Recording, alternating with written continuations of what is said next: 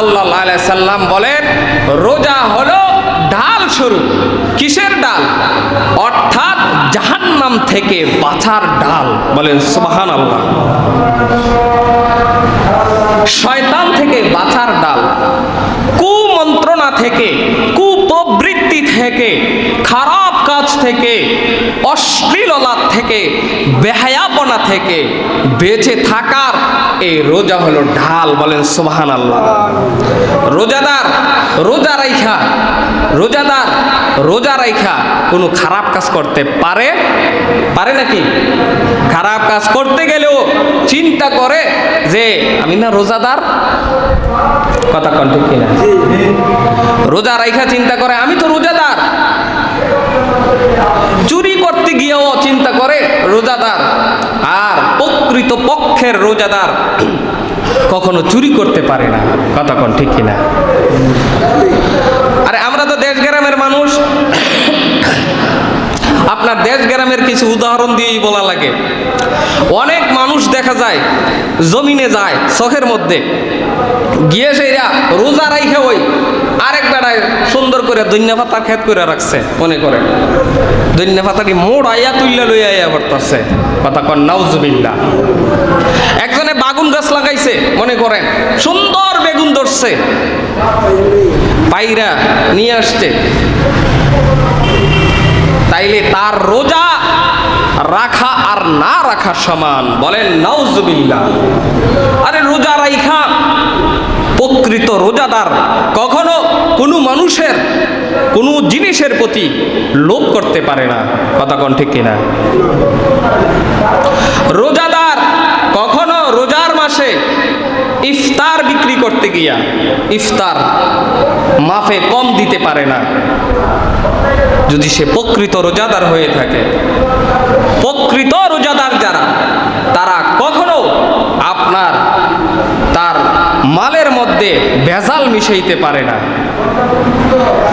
যদি তার ভিতরে আল্লাহর ভয় থাকে আর রোজাদের রাখছে এই কথাটা যদি তার মনের ভিতরে থাকে, তাহলে সে কখনো এই কাজ করতে পারে না।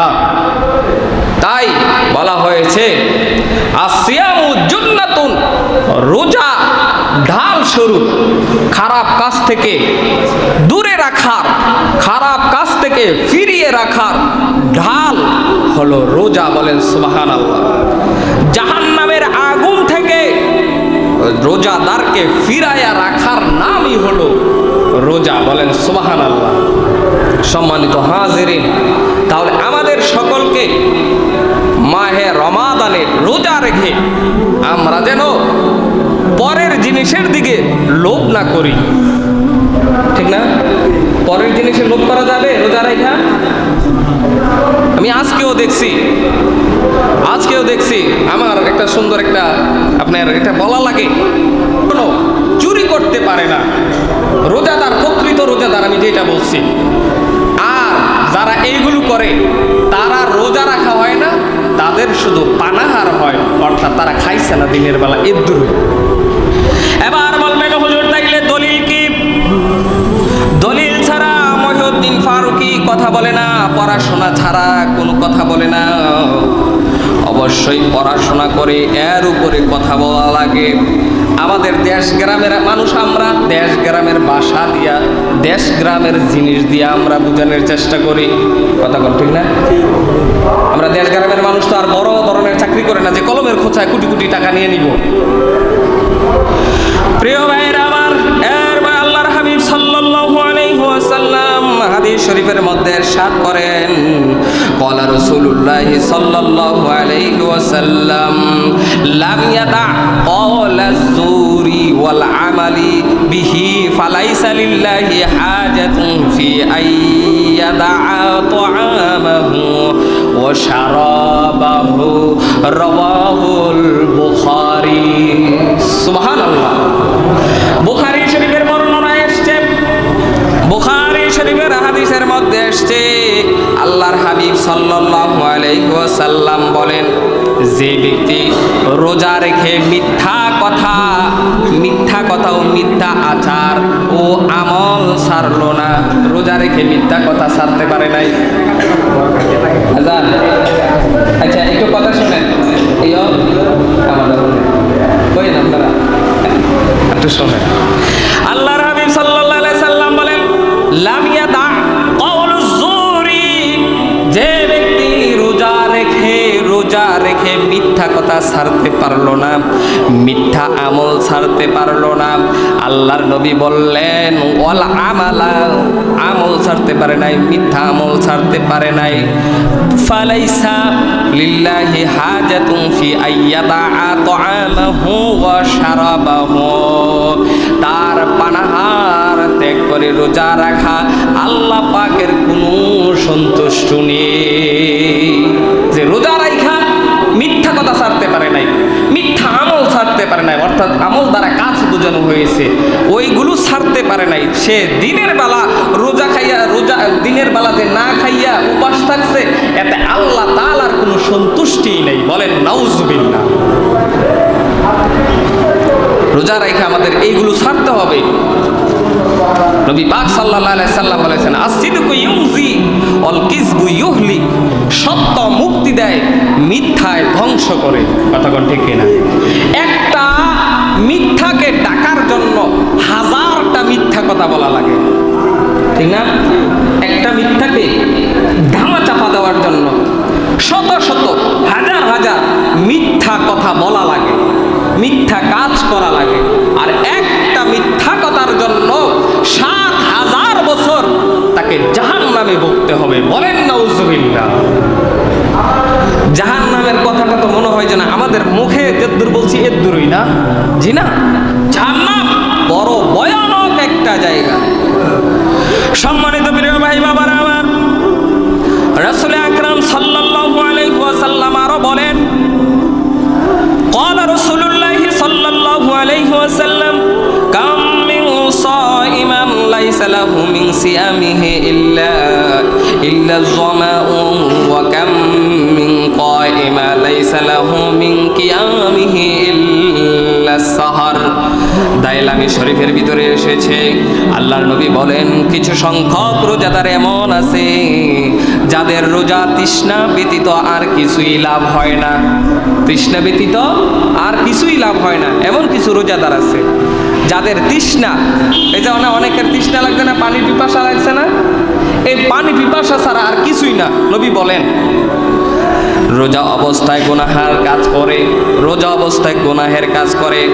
আর এমন কতিপয় নৈশ নামাজি জাগরণকারী আছে, অর্থাৎ রাত্রিকালে দাঁড়ায়া দাঁড়ায়া নামাজ পড়ে, আর দিনের বেলা ঘুম থেকে জায়গা কয় আজকে এত রাকাত তাহাজ্জুদ করেছি। আছে না নাই এরকম? আজকে এত রাকাত তাহাজ্জুদ করেছি, এত রাকাত নফল নামাজ পড়েছি, দিনের বেলা উঠেই বলা শুরু করে দেয়।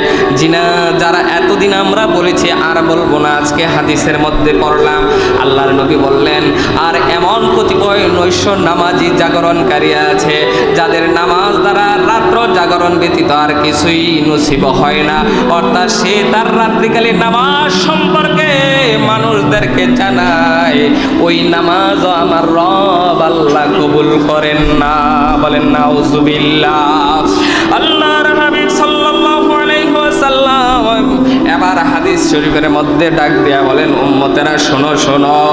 আল্লাহর নবী বলেন ওয়া নবী হুরায়রা রাদিয়াল্লাহু তাআলা আনহু قال قال رسول الله صلى الله عليه وسلم من صام رمضان إيمانا واحتسابا غفر له ما تقدم من ذنبه ومن قام رمضان إيمانا واحتسابا غفر له ما تقدم من ذنبه ومن قام ليلة القدر إيمانا واحتسابا غفر له ما تقدم من ذنبه رواه البخاري رواه مسلم। কোরআনের পরে যেই কিতাবের কথা বলা হয়েছে ওই কিতাবের নাম হলো বুখারী শরীফ, বুখারীর পরের নাম হলো মুসলিম শরীফ। ওই বুখারী এবং মুসলিম শরীফের মধ্যে হাদিসটা এসেছে। আল্লাহর নবী সাল্লাল্লাহু আলাইহি ওয়াসাল্লাম বলেন মান সামা রমাদানা ঈমানান ওয়া ইহতিসাবান গুফিরা লাহু মা তাকাদ্দামা মিন জামবিহি। এর অর্থ হলো মান